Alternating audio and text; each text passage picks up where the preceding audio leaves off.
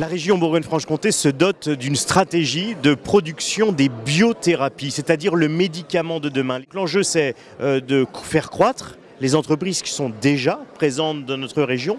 Et l'autre enjeu, c'est de se rendre visible, lisible au niveau national, au niveau européen, pour attirer à nous, ici en Bourgogne-Franche-Comté, des entreprises qui sont en quête de liens avec des entreprises de sous-traitance, de liens avec des laboratoires que nous avons précisément en Bourgogne-Franche-Comté. On a cette chance d'avoir à la fois des forces de recherche très importantes en termes de santé sur l'ensemble du territoire, mais aussi en termes de sciences de l'ingénieur. On a aussi tout un écosystème d'accompagnement à la valorisation. Je pense notamment à notre incubateur DKBFC qui en plus a mis en place il n'y a pas très longtemps un module qu'il appelle START et qui lui permet d'accompagner plus spécifiquement tous les projets de création de start-up dans le cadre de la deep tech et donc de la medtech puisqu'on a cette spécificité aussi en Bourgogne-Franche-Comté. Ces assises étaient pour nous une bonne opportunité de pouvoir comprendre les futurs mécanismes et pourquoi Aptex choisirait la région Bourgogne-Franche-Comté pour pouvoir s'y implanter. Nous développons des thérapies innovantes, donc c'était pour nous le moment d'être ici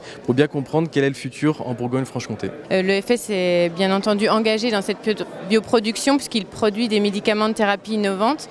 On est dans un écosystème très favorable et on a pu voir qu'en unissant nos forces, on pouvait encore renforcer cet écosystème puisqu'on doit renforcer nos capacités à produire des biomédicaments et renforcer la recherche clinique au bénéfice des patients de la région Bourgogne-Franche-Comté. Aujourd'hui, on est très content de voir que la stratégie d'accélération des biothérapies se structure. Il y a un certain maillage et on espère que ce maillage va nous permettre de passer la vallée de la mort, c'est-à-dire de passer ces étapes très difficiles et coûteuses de développement de nouveaux médicaments.